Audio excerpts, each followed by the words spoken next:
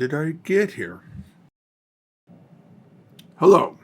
Here we will review one of my poor life choices.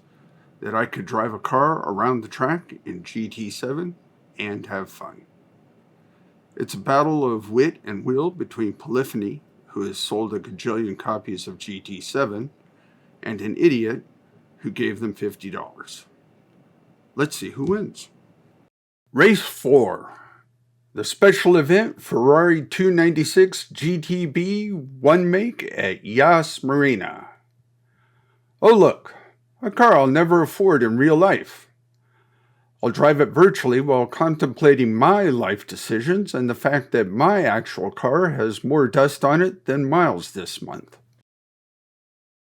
Alright, they want 7 laps with 9 other cars, and we all have to drive the Ferrari 296 GTB. Here's the catch. It costs 500,000 credits just to enter. For a race that only pays 120,000 credits to win. My math isn't great, but that sounds less like an event and more like a scam. It's a credit laundering scheme with a fancy Italian car as the front. No mechanical damages on, thank God, because I'm not about to wreck a car that I had to sell a kidney to buy. And no wall or shortcut penalty. They're practically begging me to treat this pristine track like a bumper car rally. Something's not right here. Let's go find out.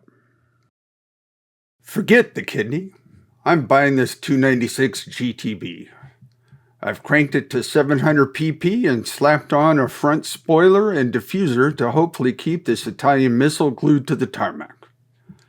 I dialed back the front downforce a bit and added a smidge more at the rear, creating a perfectly balanced knife edge for me to fall off of. Under the hood, a full control ECU is detuned to 96 to keep the PP cops happy, while a racing transmission is set to a lightning fast 310 for shifts so quick they'll make your teeth hurt. I threw on a racing muffler because this V6 needs to sound like an angry monster, not a sewing machine. And carbon brakes to stop me when I inevitably get too brave. This isn't just a car. It's a credit-hemorrhaging, attention-seeking masterpiece. Let's go make it worth the financial pain.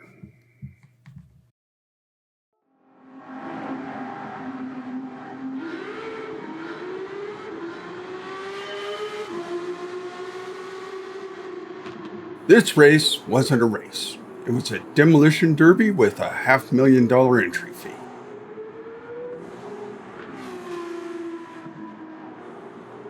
It's not off to a good start.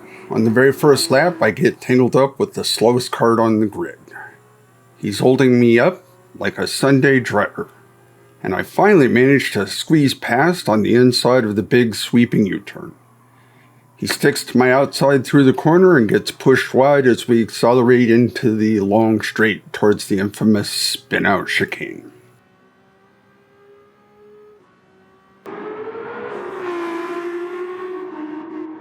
I survived the chicane, only to get into a bumper car duel with a silver Ferrari. What did I do in a past life to deserve this?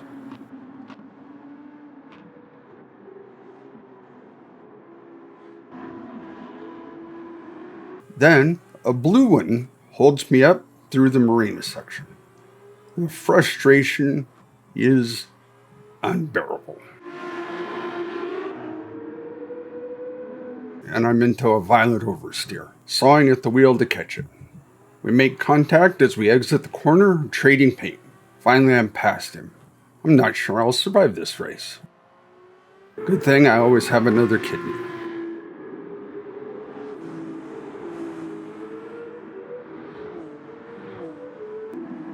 Miraculously, I emerge from the chicane unscathed. I catch a brief break as one car lets me by without a fight. The relief is short-lived. Now I've got 007 in front of me, trying to murder me through the tight corners leading to the marina. By some miracle, I'm through. I have a moment of breathing room to ponder which pays out more, my health insurance or my life insurance. I'm now chasing the lead trio. The options play out in my head. Swerve into a barrier now, or go down in flames trying to take one of them with me. Another run through the spin-out chicane is somehow more relaxing than attempting to do a pass.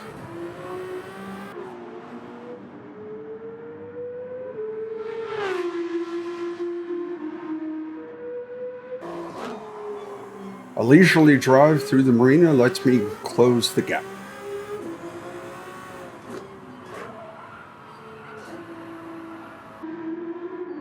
I spend the next lap practicing deep meditation, taking anxiety medication, and reviewing every life choice that led me here, piloting a $500,000 credit Ferrari in a demolition derby.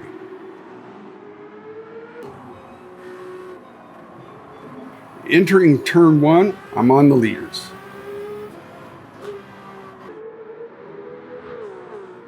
A blue Ferrari is the cork in the bottle, holding me up while the others try to slip away.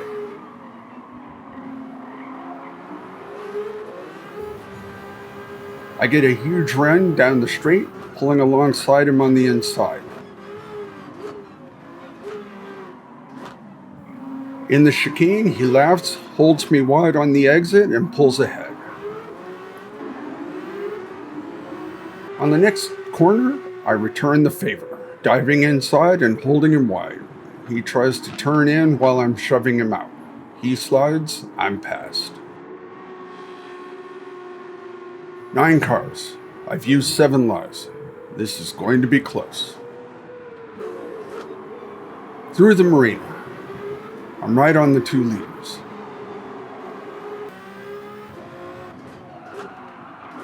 In the final corner, the rear steps out in a heart-stopping moment of oversteer. My last remaining kidney isn't going to survive this.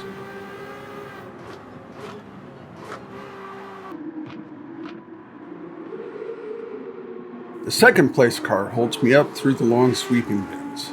I'm glued to his diffuser as we scream down the long straight towards the spin-out chicane.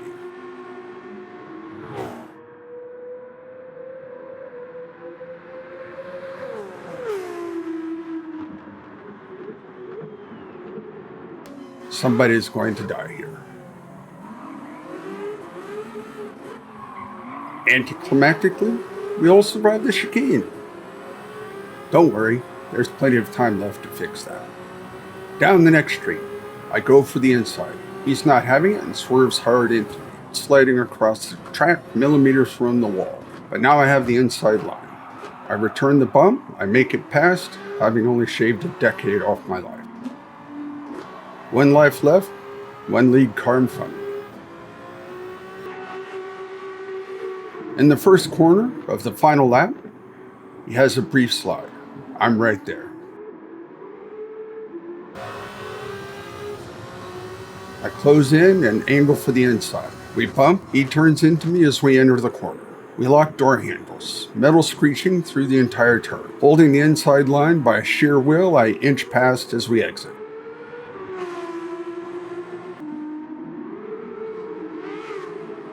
I don't think this race will help my car insurance premiums.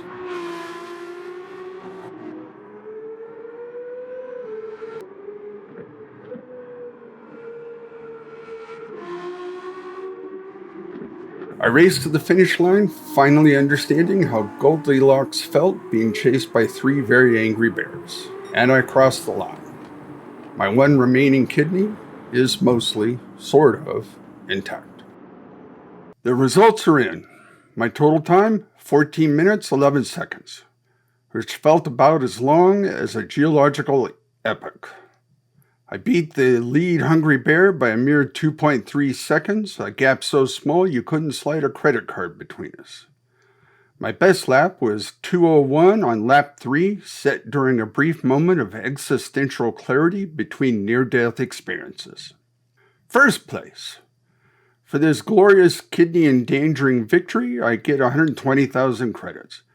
And for some obscure, utterly nonsensical reason, the game decided this Demolition Derby didn't qualify for a clean race bonus. After all that, they deny me the cherry on top. Unbelievable.